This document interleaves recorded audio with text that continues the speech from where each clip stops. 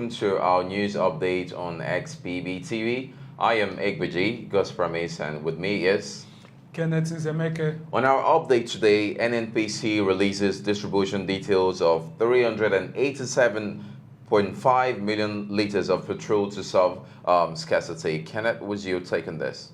I want to commend NNPC for trying to ease the sufferings of Nigerians. You know, Nigerians have been suffering for some days now, fuel scarcity, but I thank them overall. Okay, but according to the details released by NNPC, on the average, 55.4 million liters of petrol was distributed between February 14th to 20th, especially. So, but at that time, we really experienced scarcity of fuel. So, do you think there is some hypocrisy in this statement released by NNPC? Well, I think NNPC have done their own parts, and I feel the distribution channel is where the problem is. Maybe some people are holding the fuel, and we appeal to them because Nigerians are suffering, buying fuel at exorbitant prices, and it's unfair. Well, let's hope it's all for the best, and we want to commend their efforts, like you said, and also encourage more of these actions to be taken to ease the stress of Nigerians. Yes. Okay, and the House of Representatives has urged President Buhari to deploy all law enforcement agents to tackle terrorism right now. And God's promise, Nigeria just acquired this Super Tucano fighter jets. So do you think this is enough in putting an end to terrorism? But it's not enough. It's not enough. You see, using the right strategy is what matters. Combating terrorism is not just about having all the sophisticated weapons or machines, or adopting the right strategy, having the right set of mindsets, people who can really say, okay, this is how we should do it. That is more important than, although having the weapons, it's okay, but strategy is everything. Okay, and I feel that the military people should develop new strategies. Since the strategies they are using is not working, let them think out new things. Yeah, we also found out that Zamfara Assembly impeaches deputy governor. What's your take on this impeachment? Well, the governor last year, dissolved his whole cabinet. Okay. So the governor is used to doing this kind of things, and it's sad for the deputy governor. So I don't know what to say. Well, that is Nigeria for you. Well, the rule of law still stands. The law is not restricted to anybody. Anybody who involves in any act that really necessitates being dissolved or being treated according to the law must definitely be treated that way. Yeah, I think the deputy governor is heading to court anyway. Okay. So the judicial system will take care of. It's okay.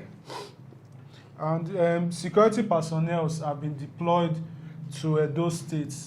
The governor, Obaseki of Edo State, has disclosed that no fewer than 120 security personnel have been sent into the forest to flush out criminals. Sorry to cut you short. Can 120 security personnel actually flush out terrorists? That is what I'm saying, because the forests are large, especially the Ovia forest. And I think 120 is not enough. Well, I feel that even as these security agents know that their job is actually a 50-50 thing between life and death, let us also respect their lives, and more men should be sent there. Yes. That is what I feel. News also reaching us shows that federal government increases school feeding cost to 100 naira per child a day, and that's according to the federal government's release statements. That's has resulted in spending 1 billion naira daily on feeding school children. Are we seeing this? Are we really seeing this? Well, for me, if I have two issues there. One is the amount, 100 naira per day for each child. Yeah. Then the second issue is, does this feeding take place in all government schools? So let's look at the first issue. The 100 naira, is 100 naira really enough to feed a child for a meal? As in when you are looking at the present... Considering the present economic yes, situation. 100 naira. What can it even buy? Which kind of nutrition will the child get is 100 naira? You understand? So, but for the second issue, there have been complaints that most of this feeding take place in the north. In the north, and not even get into other regions. Those are my issues concerning that. Okay, and we also have reports that Buhari is going to sign the electoral bill finally. And it's a good one because Nigerians have been clamoring for electoral reforms. And finally, the source for the presidency has confirmed that Buhari has done all consultations, that he may sign it today or tomorrow, but not later than tomorrow.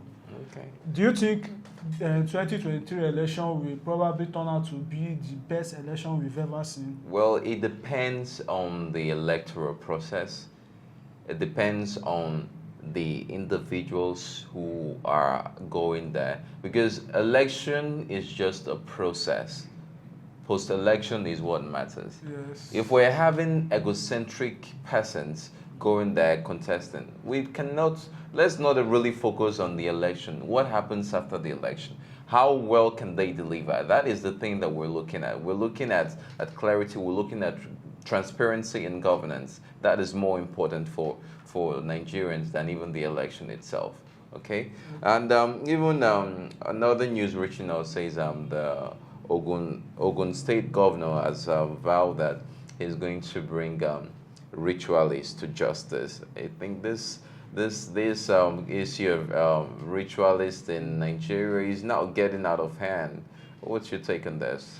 At Ogun State have been having, they have one of the highest numbers of ritualists that have been caught. In quote, the word caught. Yeah, yeah. And we've had some cases where some of them were caught, they later escaped from the cell, you know. And some of the cases, we don't get to hear the end of it. Yeah. And Nigerians have been asking why. So I think him saying this means that he's trying to increase his... In your opinion, what do you think is actually pushing our youth to involve themselves in ritual activities? Well, we are all in the economy. We see how things are hard in the country today, how prices of things are skyrocketing. You know, where 1,000 naira is no more useful. Yes, I cannot use 1,000 naira to even cook. So things are going bad generally. That's why. The root problem is what the government should look at. The root problem as to what is actually causing this high rates of ritual activities in our country is poverty. Poverty is the root problem, and if it can be checked, if it can be managed, I know poverty is just the umbrella. You know, there are other factors on the... We are not justifying ritual activities. We are not doing that in any way. But let the government solve the root problems, and so many other problems will be solved unknowingly. It will be solved subtly as well. Okay. And Lagos State government, through the State Ministry of Transport, has urged Lagosians to always demand ticket from last man officers whenever they are arrested, because people have been complaining, Lagosians have been complaining that they get arrested, they will be extorted, you know, they'll demand bribe from them. So do you think this will help to clean up the Lagos State's last man system? It will help. It will help. But the problem with our Nigerian system is we make laws, we don't implement them. When you go to the police station, you see bail is free everywhere. Is bail actually free? No. So we keep hearing all these things. We just keep hearing them, but we are not seeing them being implemented. Now you would demand tickets. Who would you even cry to? If you want to cry, who would you cry to? Nobody's even going to listen to you. So we are urging that implementation is everything. Execution is everything. It's not just saying something, making laws. They say talk is cheap. Talk is cheap indeed. It's very cheap. But implemented action speaks louder. Okay, when you are able to act upon what you say, that makes that shows competency in what you're saying. So we want to appeal to road users, even law enforcement agencies.